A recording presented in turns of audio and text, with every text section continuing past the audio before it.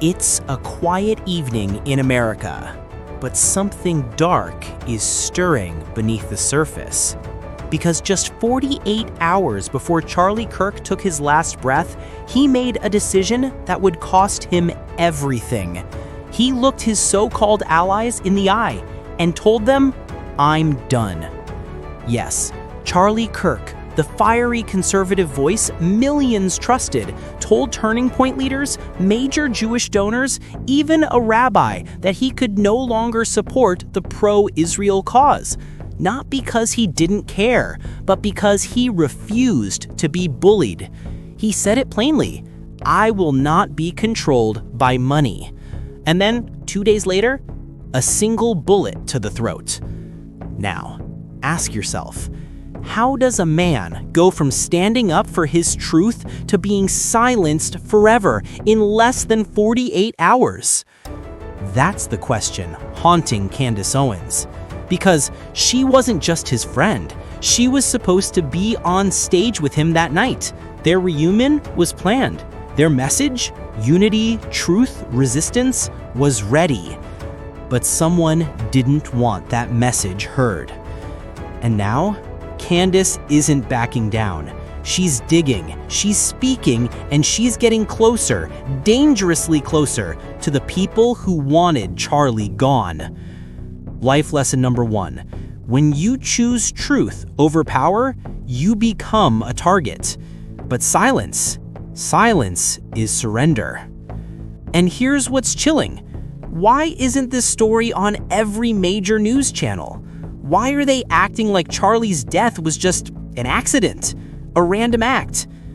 Because if you knew what Candace knows, you'd be terrified too. Just days before he died, Charlie was dragged into what insiders are now calling a hostile intervention in the Hamptons, organized by powerful figures, people who called themselves his friends. They surrounded him, they pressured him, they threatened him, all because he dared to question the narrative. He was told, drop your doubts about Israel or lose everything. But Charlie, he walked away. And not only that, he told 7 people in a private group chat, "I just lost a $2 million a year donor because I wouldn't cancel Tucker Carlson." Then he added words that now echo like a prophecy. "I cannot and will not be bullied like this. I have no choice but to leave the pro-Israel cause." One person in that chat, Sedona, begged him, "Please don't invite Candace. It feels good now, but it's not good long-term." But Charlie didn't care about long-term politics. He cared about integrity. And 48 hours later, he was dead. Now, here's where it gets even darker. Candace says Charlie told 3 separate people the day before he was killed that he believed they were going to kill him. Who are they? He never said. But the fear was real. The warnings were real. And the timing, too perfect to be a coincidence. Even Congresswoman Marjorie Taylor Greene felt the need to post publicly, "I am not suicidal. If something happens to me, look to a foreign government." Think about that. A U.S. representative feeling the need to tell the world she's not going to kill herself just in case someone tries to frame her. That's not paranoia. That's survival. Life lesson number 2. When powerful people start whispering, "Don't trust what you're told," it's time to open your eyes. And yet, despite gag orders, threats, and smear campaigns, Candace Owens is still talking. She just posted on X, "Don't worry about the gag order. I plan to violate it on the world's behalf." Because what she's uncovered, she says it's enough to burn the house down. And she's not alone. Tucker Carlson, Megyn Kelly, even ordinary citizens, they're all asking the same question. Why is no one defending Charlie's right to change his mind? Why are the very people who claim to love him now erasing his final stand? One thing's clear. Charlie wasn't just killed by a bullet. He was betrayed. By friends? By donors? By a system that rewards loyalty to money, not to truth. And now, Candace is walking the same path. Will she be next? Some are already saying, "Pack your bags, Candace. Africa's waiting," just like it did for Dave Chappelle. Back in 2005, Dave Chappelle vanished after refusing a $50 million deal that would have sold his soul. He said people called him crazy to discredit him. They pushed pills on him, told him he was losing his mind. But he knew the truth. They were trying to control him. Sound familiar? Because today, the same playbook is being used on Candace. Call her unhinged, call her conspiracy-minded, anything to make you stop listening. But what if she's right? What if Charlie's death wasn't random? What if the real story is being buried while the world watches a fake one on loop? We're just getting started, because next, Candace drops bombshell evidence about Tyler Robinson, the so-called lone shooter who may not even exist. She's got photos, she's got timelines, and she's got proof the FBI is lying. But before we go there, ask yourself, would you risk your life to tell the truth if you knew it could get you killed? Let that sink in, because Candace already has her answer. You've heard the official story. Lone gunman, rooftop sniper, suicide note, case closed. But what if none of it's true? What if the man they're calling the killer never even set foot on that campus? Meet Tyler Robinson, or the idea of him, because according to Candace Owens, the FBI's entire narrative about Tyler is a fairy tale, a fiction, a cover-up dressed up as justice.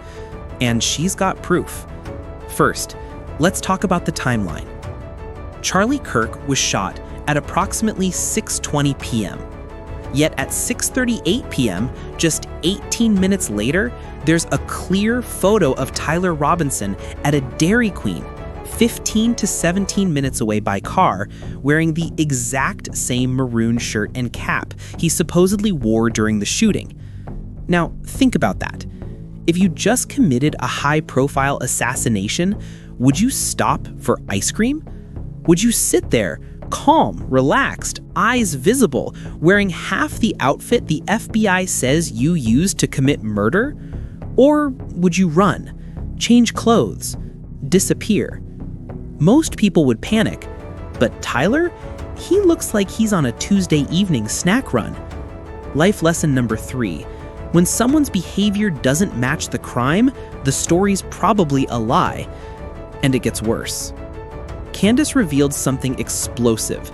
Tyler Robinson was never even enrolled at UVU, the school where Charlie was killed. He'd been accepted to Utah State University, a completely different campus, over 80 miles away. So how did this loner from out of town know the exact layout of UVU's rooftops? How did he navigate across narrow ledges, duck behind vents, and take a near impossible shot on a campus he'd never visited? The answer is he didn't. Because here's the truth no one's talking about. There are 0 photos or videos of Tyler Robinson ever being on UVU's campus. Not one. Not from security, not from students, not from faculty. And yet, the FBI released a blurry image of a man on a rooftop claiming it's him. But Tyler's own family says, that's not our son. Even more shocking, Tyler's parents don't believe he did it. That's right, the hero father the media praised for turning in his guilty son? That story is fake. Candace says the real truth is the opposite. His parents are fighting to prove his innocence because he was never there. Life lesson number 4, never trust a story that only serves the powerful. Real truth always protects the innocent, not the agenda. But the lies don't stop there. Remember the FBI's claim that Tyler was suicidal, that he confessed to his dad, that he left disturbing messages on Discord. Candace says it's all manufactured. She states, Tyler Robinson is not suicidal. He never has been. The entire mental health narrative is fiction. And the Discord messages, he didn't write them. Even the gun, yes, it's registered to him, but that doesn't mean he used it. As Candace put it, they're using his name, his gun, and his face to hide who really pulled the trigger. Now, here's where it gets truly disturbing. Minutes after Charlie was shot, before police even arrived, 2 unidentified men walked onto the scene. They moved Charlie's chair. They took down the camera mounted directly behind his head, the one that would have captured everything. And then they removed the SIM card. Let that sink in. At a murder scene where a national leader just died, strangers tamper with evidence and no one stops them? That's not chaos. It's coordination. Life lesson number 5. When evidence disappears before the investigation begins, the cover-up started before the crime. And then there's the bullet. The FBI says Charlie was shot from a rooftop with a high-powered rifle. But Candace, backed by medical sources, says that's impossible. A rifle bullet would have gone through Charlie's neck, maybe even through several people behind him. But it didn't. The bullet stopped in his neck, no exit wound, and a fragment was recovered not near the front, but deep in his upper back, right near his spine, in line with his shoulder blade. That trajectory? It doesn't come from above. It comes from close range, from in front of him. Meaning, Charlie wasn't shot from a rooftop. He was shot by someone standing right there. Maybe even someone he trusted.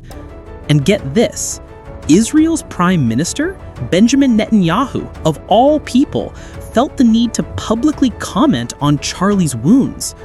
Why? Why would the leader of a foreign nation weigh in on an American murder unless he was trying to shut down a theory that points straight to him? Candace isn't naming names yet, but she's asking the question we're all too afraid to say out loud. What if Charlie was killed not by a stranger, but by the very people he tried to walk away from? People who couldn't afford to let him speak. People who needed him silence forever. And now, they're coming for Candace. Gag orders, smear campaigns, whispers that she's losing it. But she's not backing down, because she knows this isn't just about Charlie. It's about every person who's ever been told, stay in line, don't ask questions, or else. And she's choosing, or else. We're not done, because next, Candace reveals the name of someone in that group chat, someone who knew Charlie was going to leave the pro-Israel movement and stood to lose millions if he did. Is this the missing link? And why is Erica Kirk, the widow, now running Turning Point after Charlie refused the very donors she's now embracing? Something doesn't add up. But before we go there, ask yourself, if the truth could get you killed, would you still tell it? Candace already has.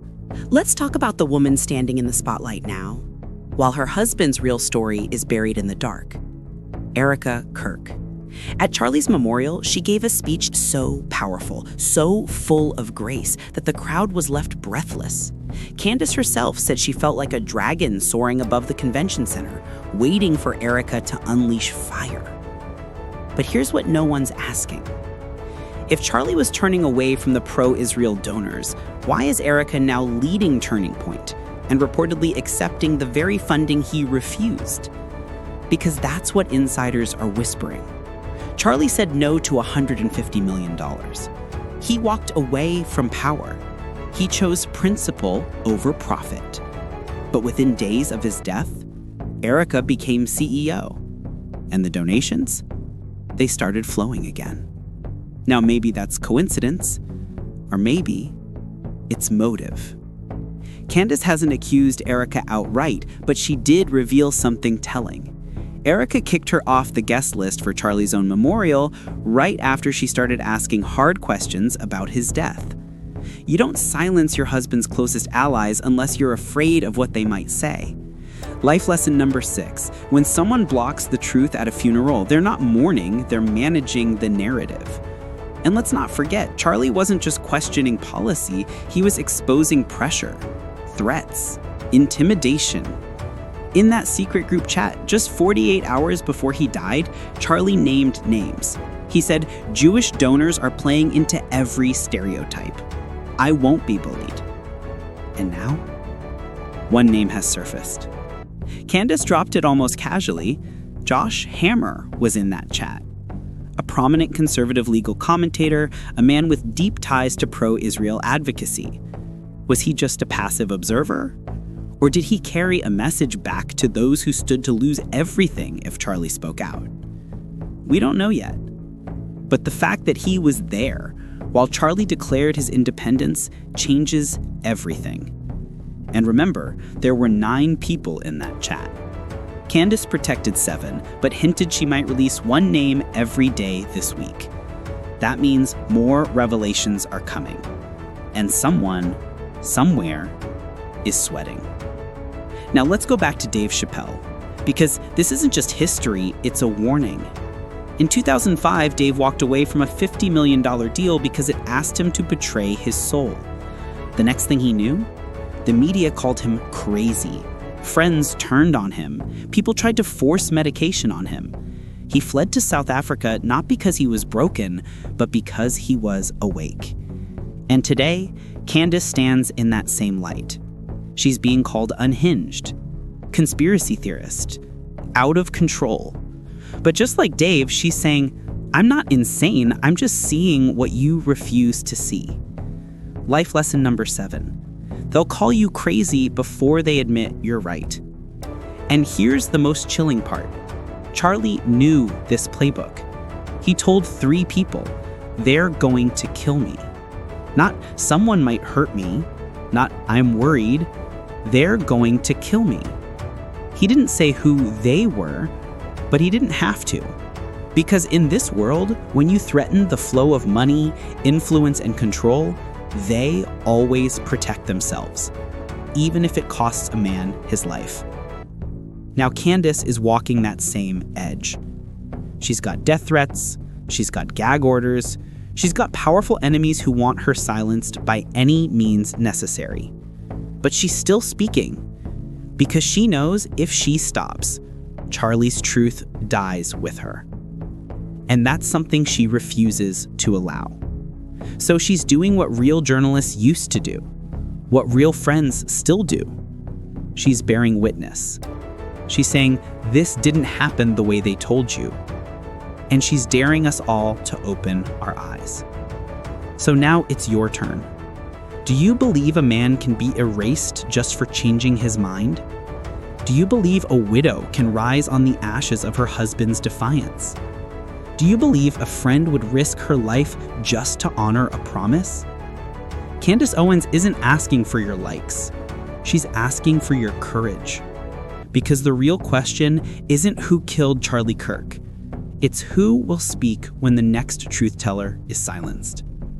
And if we stay quiet, the answer might be no one. This has been a special report.